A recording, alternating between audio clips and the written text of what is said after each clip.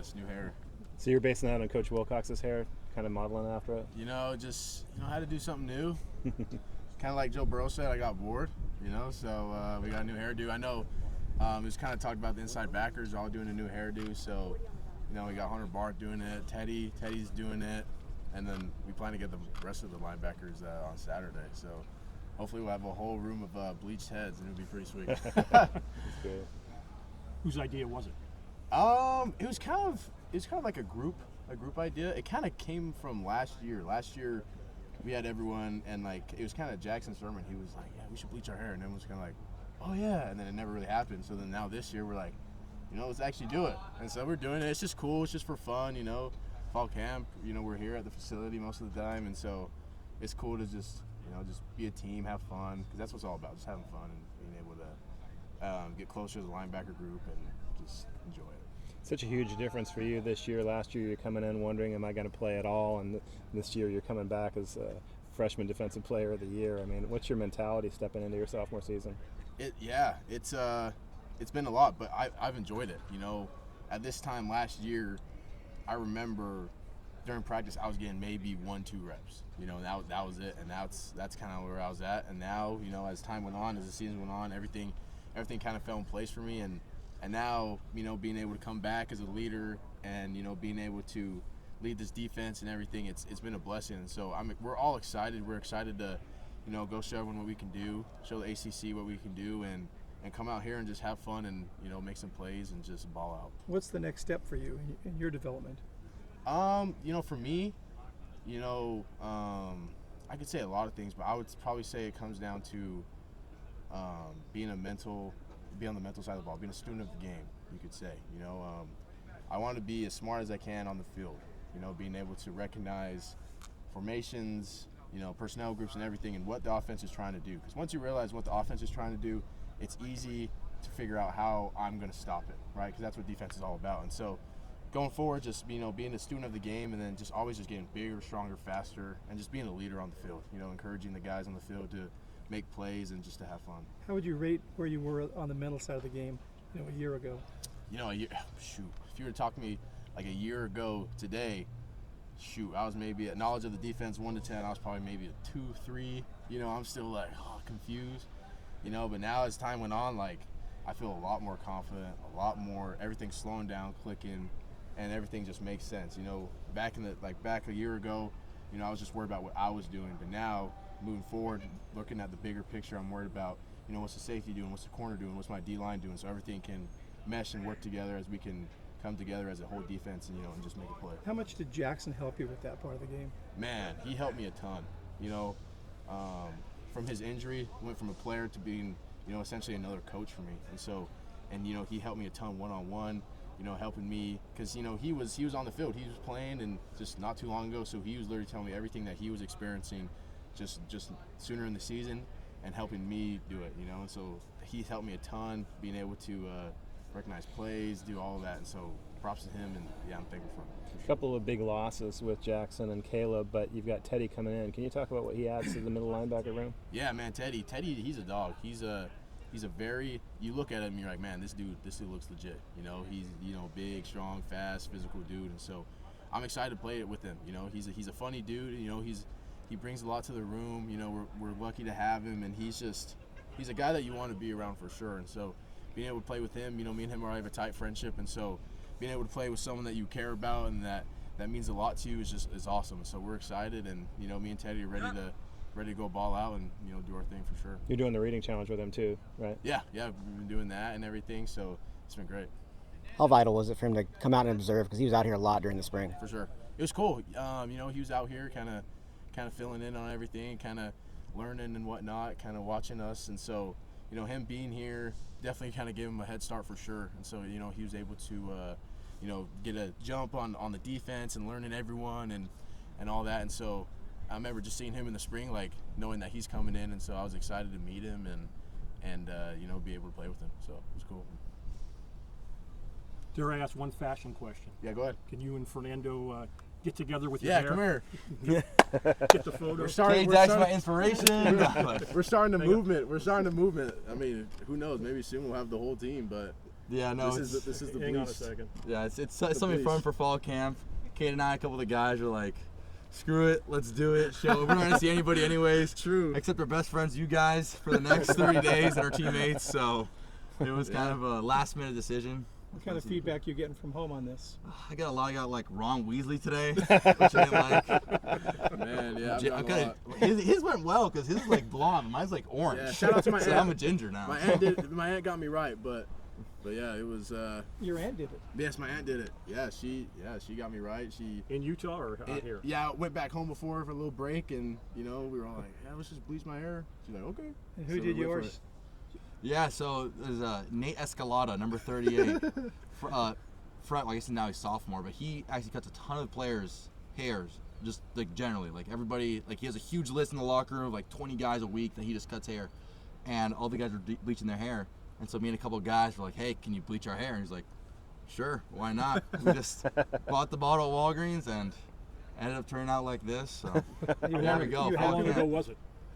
Last night. So I came to the team meeting room today, and Coach Wilcox, or like Coach Blesh, actually walks by me, and he's like, I didn't even know it was you. He thought it was somebody else, like some new freshman or something. So same Coach Wilcox. I said hi to Coach Wilcox. He didn't recognize me for a second. He's like, oh, Fernando. So that's funny. Classic. Good times. Good times. All right, well, Fernando, you can stay Cool. up there. Cade, Goose. Thank you, Cade. Thank you guys. Appreciate you. Have a good one. There you go. All right, first question for Fernando. Well, hair notwithstanding, Fernando, how do you tell us about your summer and kind of how you think you've progressed since we saw you in the Spring Bowl? This summer was very exciting. Very, very exciting. Started off, good break, went home, and our offense all came together as one at the beginning of the summer session.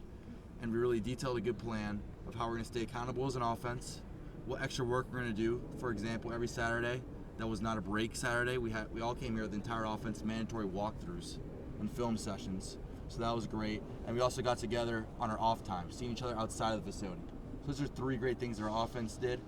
Individually, I was able to attend the Manning Passing Academy, which was a great honor. Got to play alongside great college quarterbacks. Got to talk to the Mannings. Also got to talk to Bill Belichick and Matt Patricia for a while. They were just hanging out in the parking lot next to a truck, and I'm a huge Patriots fan, so I just went up and talked to them, told me a cool story about Tom Brady and leadership in general. So that was a great experience. And What did you get from the Mannings, talking with them? the Mannings was great. The Mannings really refined just little things, because the Mannings aren't going to go in there and completely restructure, because these are the top college quarterbacks. So I got footwork advice from Peyton. Eli and Sean McDermott, the Bills coach, they were there, talked about a little bit of film studying technique, how they used, and how Eli, from game week, what he studied Monday, what he studied Tuesday, what he studied Wednesday. And then Bill Belichick told me a couple good stories about Tom Brady and Randy Moss and how to motivate your receivers, because, I mean, even on our team, we have tremendous receivers. I mean, there is a plethora of receivers we have here. I think about 17 on the dot, and all of them are capable to play. So I asked him about that, and he told me a good story. But it was a great experience and a great confidence booster for myself, and seeing that I can belong. Where was that camp held?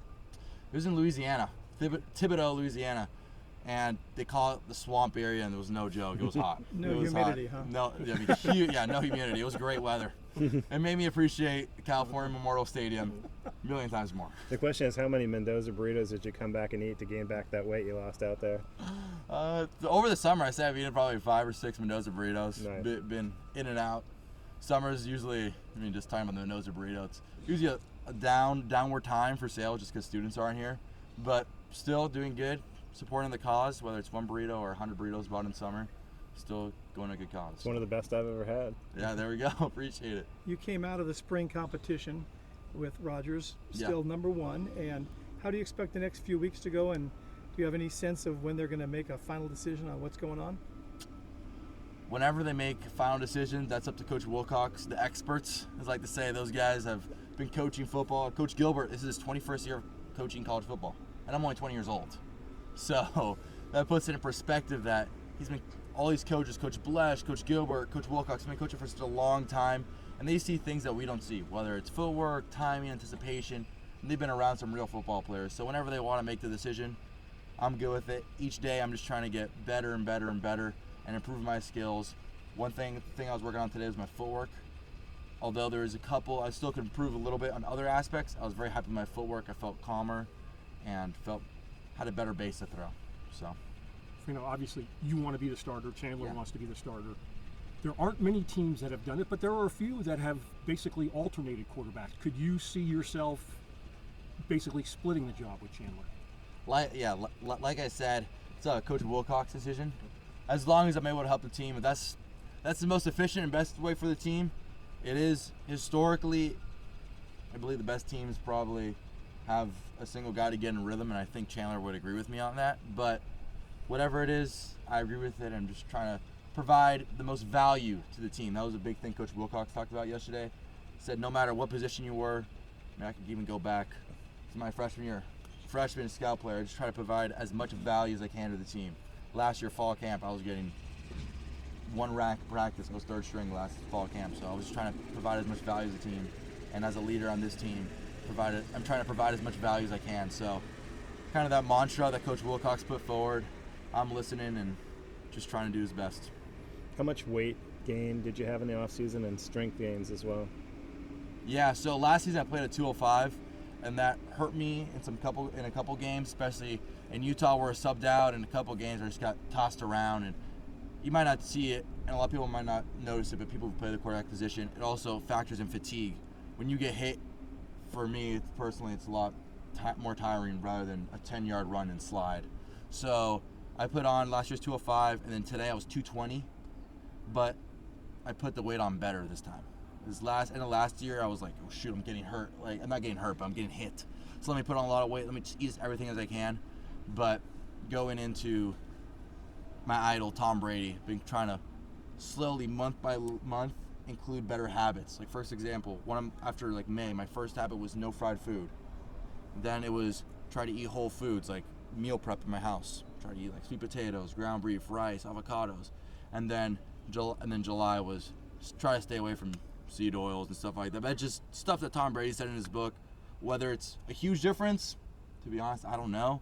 But if it's even this little of a difference, I'm willing to put everything on the line and be a little uncomfortable for lunch or dinner.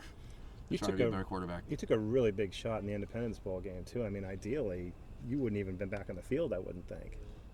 Yeah, the Independence Bowl was I definitely took some shots, and that was also being 205, and also the intelligence. You see, there's great players like near my hometown, Lamar Jackson. Last year I think this year he's skinnier, but he's so mobile and he knows when to get down. And that's something that I've learned a lot through. Hey, when to take a sack, when to throw it away, when to slide. Do you really need to go shoulder first when it's 2nd and 5? You have third down with Jaden Ott in the backfield and our great O-line.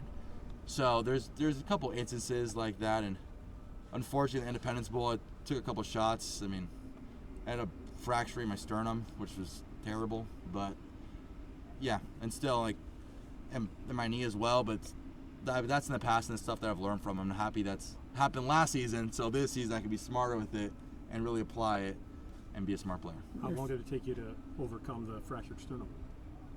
I would say just before spring ball, I was on a different plan as far as weightlifting, just because you don't want to get a bench and get it worse. And the strength staff they've done an amazing job this offseason. We're about to go lift right now, but the quarterbacks have really done a really nice individual program where it's a lot of rotational power, the base, and I've seen that in my throws.